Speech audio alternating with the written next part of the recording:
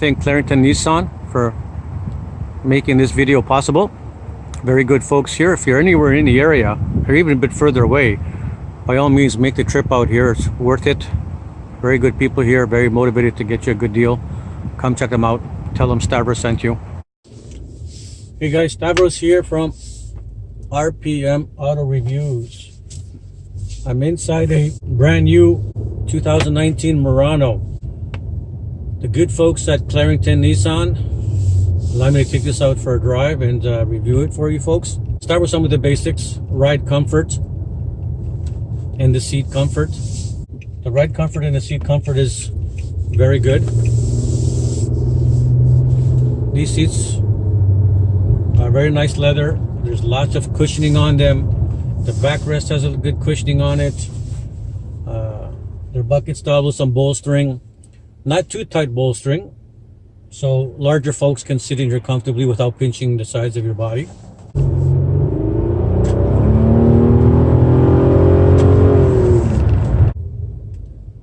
The brakes feel very direct.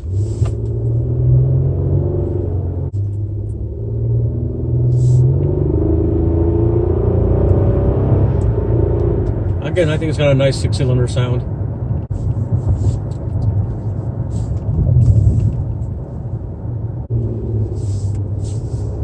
So a little more driving around, and I gotta say, this is a very comfortable SUV to drive around in. And the interior, as you'll see, is really gorgeous too. Very plush, very luxury interior.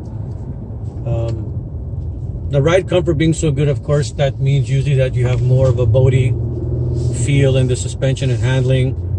It's not like sport tuned.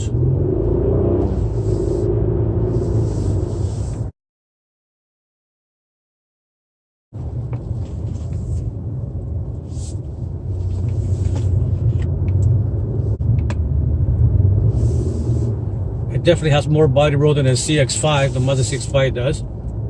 But it's a different class. I mean, this in the Murano, they're going after the drivers who want a nice, comfortable SUV, family road trips, etc., business meetings, maybe real estate agents. The driving position, I find, for my height, I mean, I can adjust it as high as you want, but it seems to give a good position, a good command looking over the hood. The power on this is pretty decent. As I mentioned, for the weight of the car and everything, it's a good balance. There's some SUVs definitely that have more power and more faster than this, but overall it's a good balance. 0 to 100, which is around 63 miles per hour, is under 8 seconds. For the power and fuel economy ratio, it's not a bad balance. The fuel economy, yeah, some models also might be a little bit better fuel economy than this, but for the power, the size of the car, I would say it's got decent balance between power and fuel economy.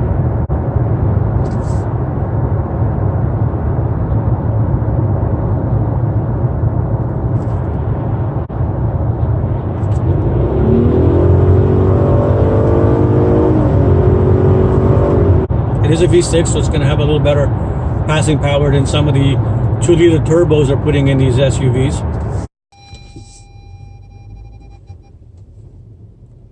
Okay, that beeping was, I just went to a little field here.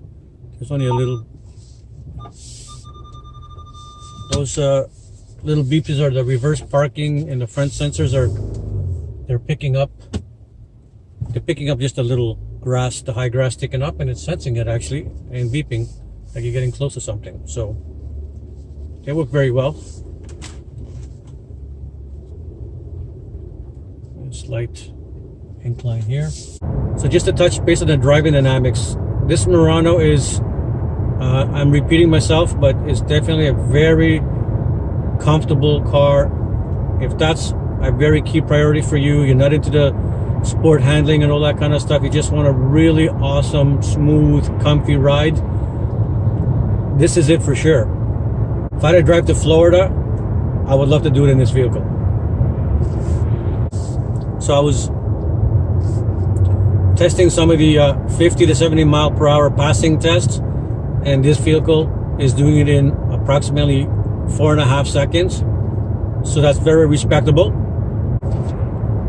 Cabin noise. Cabin noise at just a tad over 70 miles per hour cruising.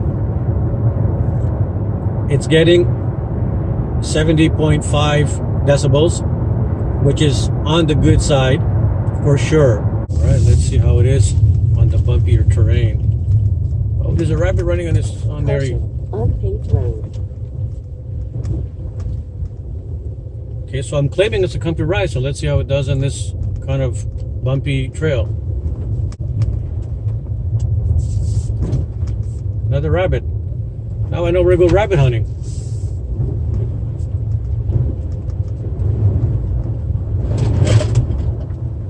Now the Murano, just so you know, does have lower ground clearance. It's just under 7 inches, so it's not as high as other SUVs can be for its ground clearance. So it's not an off-roader, but with being close to 7, it's more than a car. So you definitely can go down some trails to the cottage and all that kind of stuff. You just got to really be careful with your ground clearance and all that stuff. Oh, some real mud there, so make sure we get through there. So it definitely can handle this. All right, there's the beeping and the reverse beeping. It's too dark to see, but I got it muddy. Well, hopefully they won't be mad at me.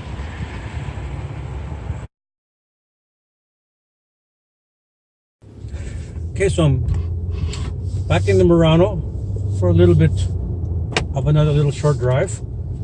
A few differences between the 2019 and 20 are that some of the safety features and some of the cool things like lane keep assist, adaptive cruise control, lane keep assist, and the warning were only available in the Platinum model in the 19, but in 2020 they're available as low as the SV.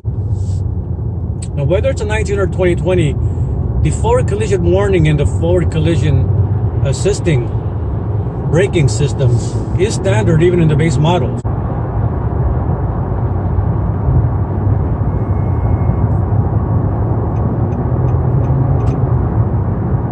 It seems to allow it to still go over more than I like to see.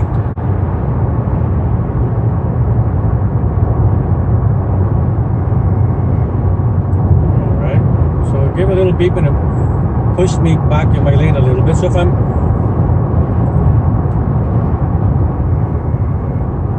if it's a very gradual lane change, it helps out a little bit. Now note the Murano does have these features, but it does not have the, I believe it's called the Pro Pilot Assist that the Rogue and I believe another model has. That's a more updated, more involved program. So I'm gonna test that one and I'll report to see if the Rogue with the Pro Pilot Assist, where the lane keep assist works the same, but it just has other features, or does it actually also work a little different than this one?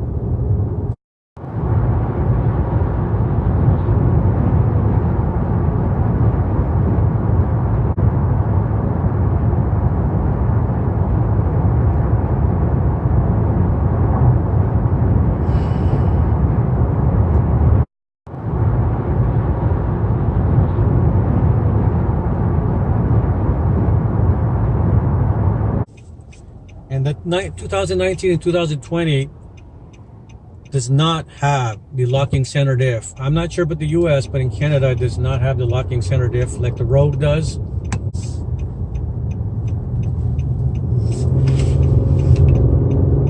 There's a little body roll there, but it held its own. So again, it's not that it's doesn't have decent handling. It does have decent handling, but definitely good enough. It wouldn't be something that would keep me from buying it because I'm not going to be racing this on a track. Now the outward visibility is pretty decent. The A pillars are a little bit on the thick side and they do have a longer outward slant. And I was mentioning the pillars here. They do come out on a longer slant. So the visibility is, that's what it looks like if your eyes were where my eyes would be. So in the back, you know, you got a little window there, but the rest of it is really chunky at the back. So there is a little less visibility in that rear section. Overall, this is a very good balanced SUV. I do like it a lot. And Consumer Reports, it's got the recommended check mark as well. I think it's got a 4 to 5 score on Consumer Reports for reliability. So overall, it is a good choice, and it's definitely worth coming to see and test drive. And we'll get on to the some of the information and features that the vehicle has inside. One more bonus is that the Murano in 2019 or 2020 does not, I repeat, does not have that engine auto off start thing where you come to a stop sign and it turns off and turns on again when you let go of the brake, accelerate.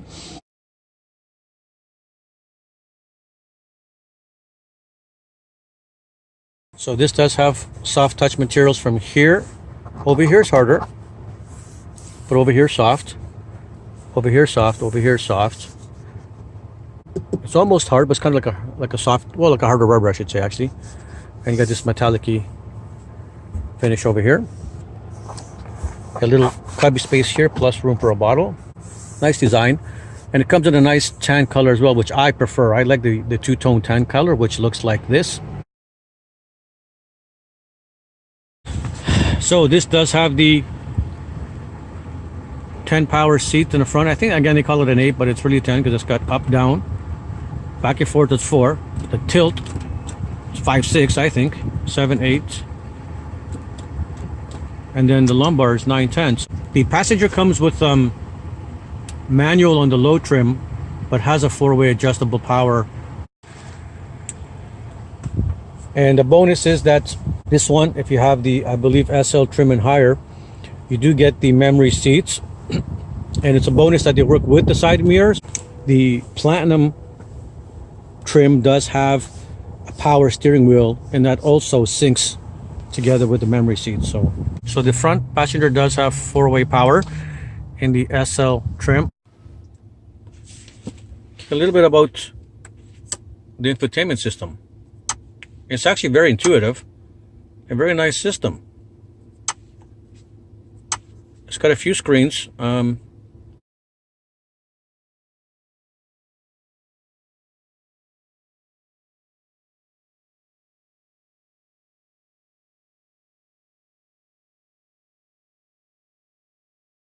Now this does have a CD player, so that's kind of cool. You can drag it and place it right there.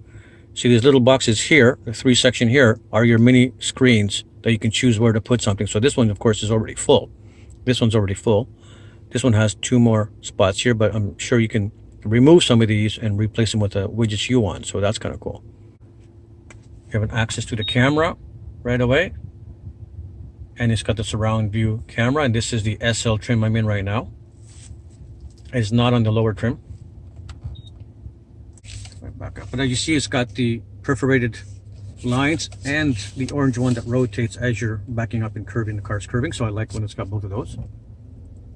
So the climate controls are all hard touch, real hard touch button. Thumbs up for that. I find most people do not like those big, huge infotainment screens that, like the new Subaru Outback and Legacy, where everything's in that screen and you really gotta go digging in there to get some regular use stuff. That's one of the reasons I took the 2020 Subaru Outback off my shopping list, because that huge infotainment screen, I can only see potential problems.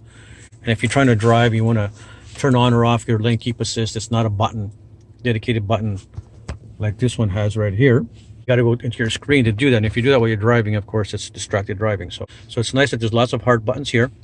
Even the heated seats are hard buttons here. And again, that Outback and Legacy has it in the system here, and you got to press at least 2 times to get it to work. So these kind of things should always be right here. That's where they belong. Or here, you know, somewhere we can just reach it and press it. Gear shifters, traditional gear shifter, button in the front. You can go to left for manual mode and down to gear down, and push up to gear up. This one does not have the paddle shifters.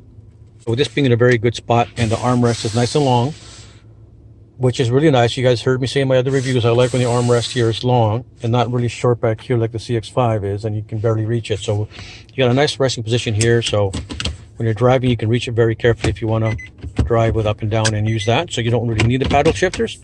Good size cup holders, really big cubby here, 12 volt here.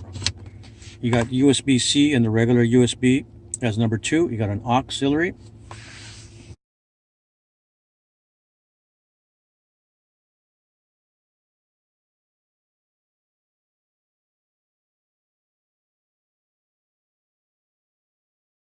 So over here we do have the lane keep assist and prevention button. So you can ask it to beep, or you can ask it to beep and help you keep in the lane. Your hatch button here. Traction control off, and the heated steering wheel is here. And of course you have the light brightness buttons for the screen. Trip reset. We have the memory seats here. Thumbs up that this does connect with the side mirrors, which our Legacy does not. You've heard me say before, and some vehicles do and some don't. So thumbs up that this one has that. Now in the front windows, both front windows are express up and down. The back are not in any direction. That's not so bad for the back. I like to at least see it for the front. That's nice. The stereo system in this is actually pretty decent. It's got a good volume on it, and the bass is okay. Tune SXM Pitbull. Tuning to SXM Pitbull. Okay, that worked. So you just got to know the right words to say, and of course you're going to learn that and be able to get you there. And this model has the darker leather. It's like a really dark gray. It's that harder, kind of softy feeling stuff here. Okay, that harder up here. You got the vents up here. It's nice when the vents are here. It's a good spot. It can definitely get around you everywhere. I don't like how the Buick has it somewhere underneath this thing. It's higher up, but it's underneath this part of their infotainment system, and you cannot really get it high enough to get up. So they got bad placed vents, but they're well placed here, and the side ones are placed in a good spot as well. So while I was driving, I was mentioning the blind spot monitoring. I like how the Legacy and the Subarus put it on the housing of the mirror, which is also a good spot instead of being out over there. But they have it right over here. So that's even better. So you can definitely see that in peripheral vision and don't have to look, instead of sun glaring over there. You don't have to worry about that. Now the center console does have, again, I like how it's so long. There is this little spot in the middle, but there's definitely a good spot here for the person sitting there to rest their arm, and enough for you to rest your arm on this side as well. So that's nice, and it's reasonably well padded. The nice stitching effect here too. It's got a really deep. So it's got some room here for some change. And over here you got a really good spot there. And for my American friends, give you an idea of what can fit in there. Seats open pretty wide here, and lots of room for your foot to get in here.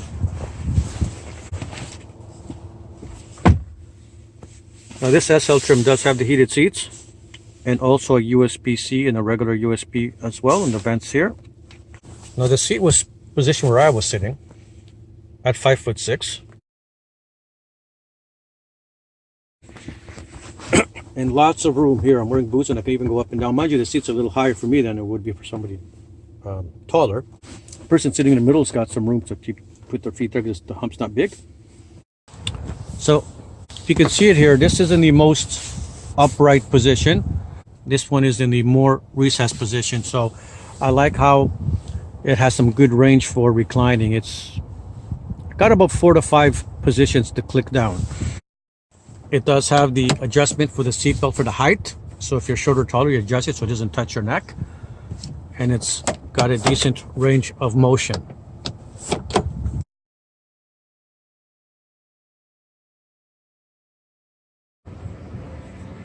The seat does move back when I open the door. So regardless of where you were driving, when you open it, it moves back, so it's easier to get in and out.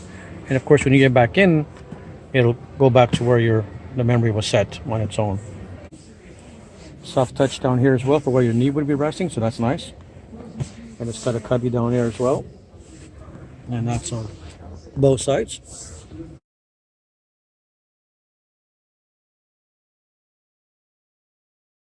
I have the seat all the way down and all the way back. I still have about 5 inches there to my knees.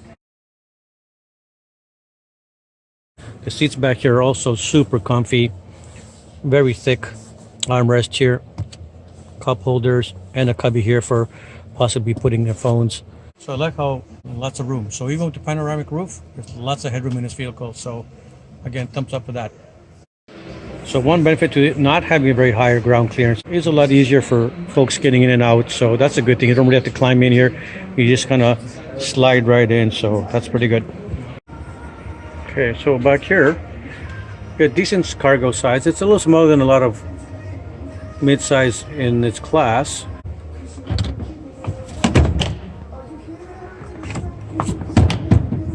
That's pretty quick, eh? They got a lot of torque on them there. We do have a spare wheel down here, and that was not a designated hidden spot like I like. You have room to lay down and hide some things that you might need for emergency, and they both have on both sides a little hidden spot there. So, well, on this side you do have a little bit more room on top of the jack.